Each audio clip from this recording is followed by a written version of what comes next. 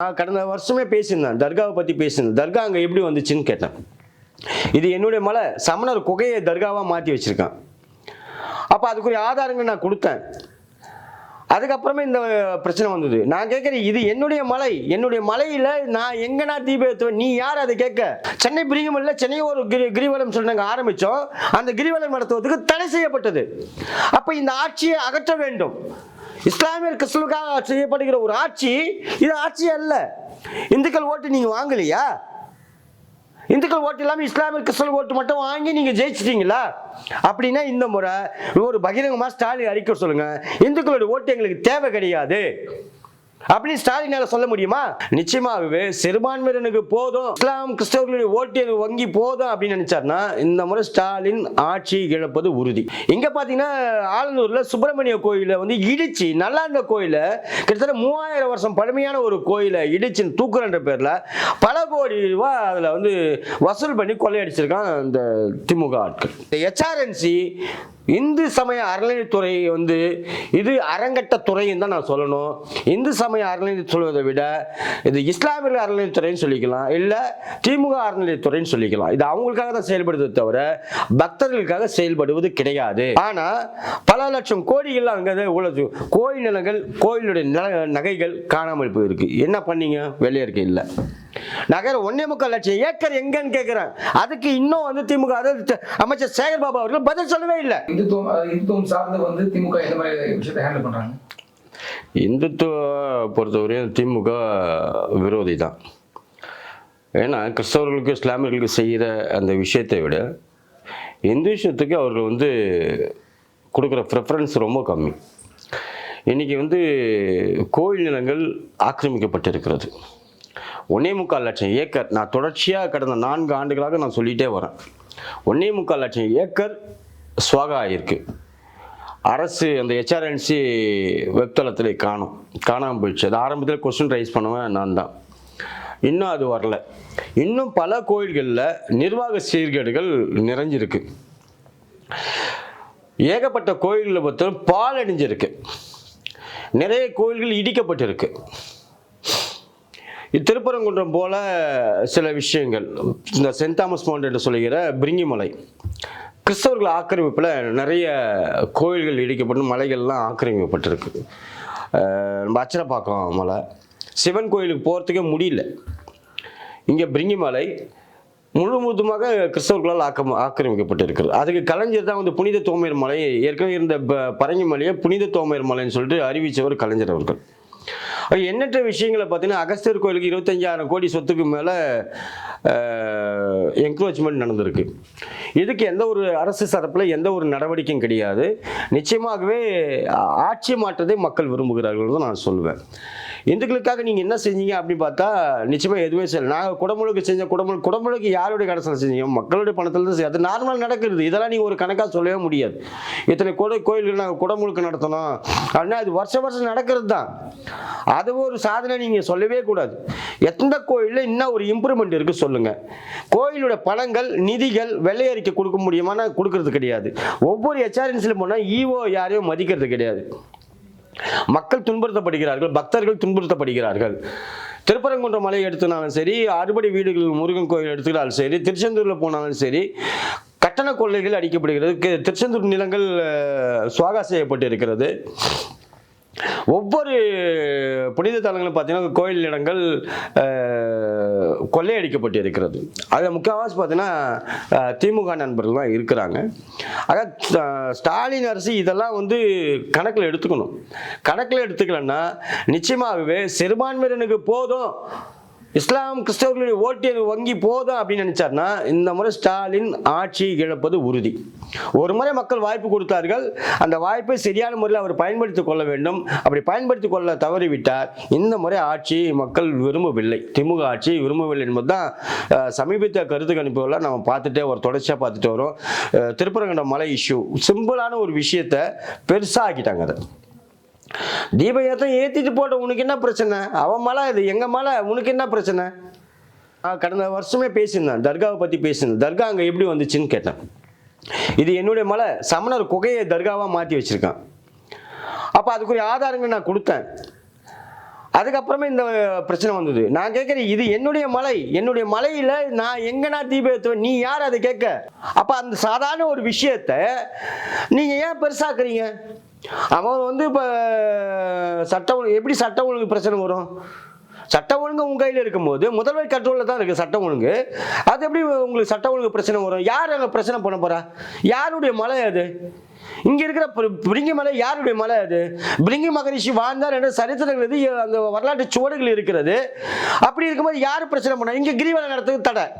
சென்னை பிரிங்கி மலையில் சென்னை ஒரு கிரிவலம் சொல்லி நாங்கள் ஆரம்பிச்சோம்.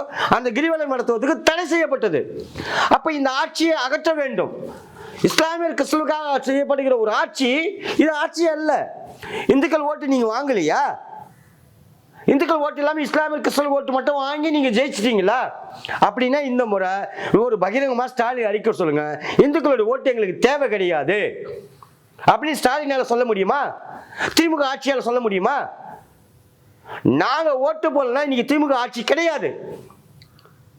இதை வந்து ஸ்டாலின் அவர்கள் மனதில் வைத்துக் கொள்ள வேண்டும். ஆனா இந்த முறை பிரிங்கமலையும் சரி, அச்சரபாக்கத்திலும் சரி, திருப்பரங்குன்றத்திலும் சரி, ஏகப்பட்ட பிரச்சனைகள். இந்த 3 மட்டும் இல்ல, திருச்செந்தூர் அறுபடை வீடுகளில் பார்த்தீங்கன்னா ஏகப்பட்ட பிரச்சனைகள். பல்லாயிரம் கோடி சொத்துக்களை வந்து ஆட்டிய போட்டிருக்காங்க. பல லட்சம் கோடி வந்து ஊழல் நடந்திருக்கு கோயிலில். குடமுழுக்கு என்ற பேர்ல பல லட்சம் கோடி ஊழல் நடந்திருக்கிறது. கோயில் நகைகள் கொள்ளையடிக்கப்பட்டு இருக்கிறது. அப்ப இதெல்லாம் வந்து செய்யற இந்த ஆட்சி எங்களுக்கு தேவை கிடையாது. நாங்க ஒரு முறை உங்களுக்கு வாய்ப்பு கொடுத்தோம், ஆனா அந்த வாய்ப்பை நீங்கள் சரியாக பயன்படுத்திக் கொள்ளவில்லை. எங்கள் இந்துக்களுக்கு எதிராக இந்த ஆட்சி அமைந்திருக்கிறது தான் என்னுடைய கருத்து. வாக்குறுதி நாங்க வந்து நிறைய கொடுப்போங்க. அது இந்த கடந்த வரலாறுலாம் பார்த்தீங்கன்னா நிறைய வாக்குறுதிகள் கொடுப்போம். அந்த வாக்குறுதிகள்ன்றது நிறைவேறியதா நிறைவேறலையா அப்படின்றது தான் $1 மில்லியன் கொஸ்டின். இங்கே எங்களை பொறுத்தவரையும் வாக்குறுதிகள் வந்து திமுக கட்சிக்காரர்களுக்கு நிறைய நிறைவேறி இருக்கு. மக்களுக்கு அதில் எந்த ஒரு பிரயோஜனம் கிடையாது. இதில் 2 விஷயம் என்னென்னா, கலைஞர் மகளிர் உரிமை தொகை ஒன்று கொடுத்தாரு. அது வரவேற்கத்தக்க விஷயம், நம்ம அதை பாராட்டி தான் ஆகணும், அது நம்ம வந்து மறுக்க முடியாது. ஆனால் இலவசங்களாலே வந்து மக்களை வந்து ஆட்சியை பிடித்திடலாம் அப்படின்னு மட்டும் தவறாக ஒரு கணக்கு போடக்கூடாது. நீங்கள் அவர் சொன்ன விஷயங்களில் எந்த விஷயங்கள் பயன்பாடுள்ள விஷயங்கள் சொல்லிட்டு சொல்லுங்கள், எனக்கு தெரியல. எனக்கு நிறைய விஷயங்கள் சொன்னார். அதில் மகளிர் உரிமை தொகை கொடுத்தாங்க. பொங்கலுக்கு ஆட்சி வந்த பிறகு பொங்கலுக்காக வந்து ஒரு 3000 ரூபாய் வந்து பொங்கல் பரிசு தொகை ஊக்கத்தொகை மாதிரி கொடுத்தாங்க. இதெல்லாம் வந்து ஓட்டு வாங்குவதற்காக கொடுக்கப்படுகிற விஷயங்கள் தானே தவிர மற்றபடி இந்த கிட்டத்தட்ட ஒரு 500 சில்லற வாக்குறுதிகள் ஏதோ கொடுத்தாருன்னு நினைக்கிறேன். அந்த பட்டியல் நீண்டுகிட்டே போயிட்டு இருக்கோம். எனக்கு தெரிஞ்சவரை அதில் வந்து உருப்படியான விஷயங்கள் எதுவும் நடந்ததாக எனக்கு தெரியல. நிறைய பார்க்கு இருக்கிற இடங்கள்ல இடித்து அதையே கட்டி அவங்களே ஏதோ பண்ணிகிட்டு இருக்காங்க. ஒவ்வொரு இதுலேயும் சரி, நீங்கள் ரோட்டில் நடந்து போனீங்கன்னா ஒரு பஸ் ஸ்டாண்ட் கண்ணுக்கு தெரியும். அந்த பஸ் ஸ்டாண்ட் பார்த்தீங்கன்னா இந்த தொகுதி நிதியிலிருந்து அப்படின்னு சொல்லிட்டு 5 லட்சம் செலவை. அது பார்த்தோன்னா 4 இத்து போன தகரம், ஒரு ஷீட்டு, 4 அயன் போஸ்ட், அவ்வளோதான். இதுக்கு 5 லட்சம். இதை விட எக்ஸ்ட்ரா நேரம் போய்க்கிறாங்க. கிண்டியில் போனீங்கன்னா அந்த ஒரு சுடுகாடு ஒன்று இருக்கும். 10க்கு 20 தான் ரூமு, டோரு கிடையாது, தகர டோரு, மேலே ஷீட்டு, ஆஸ்பெட்டாஸ் ஷீட்டு. அதுக்கு 35 லட்சம் ரூபா செலவு. கேட்கிறவன் கேனையா இருந்தா கேப்பனை நெய் வெடின்னு சொல்லுவான். ஊழலுக்கு பேர் போனது திமுக என்பதை அந்த ஒரு விஷயம் நான் சொல்லல. நீங்க கூட போங்க, கிண்டி பார்க்காண்ட போங்க, கிண்டி புக்க அந்த இண்டஸ்ட்ரியல் எஸ்டேட்ல உள்ள போனீங்கன்னா சுடுகாடு இருக்கு. அதுல போத்தீங்கன்னா ஒரு கவுன்சிலர் பேர் இருக்கும். கவுன்சில் நிதியிலேருந்து, மேம்பாட்டு நிதியிலேருந்து 35 லட்சம் ரூபாய் செலவாம். அது பெரிய உதாரணம். செய்கிற ஊழலுக்கு அது மிகப்பெரிய ஒரு உதாரணம்.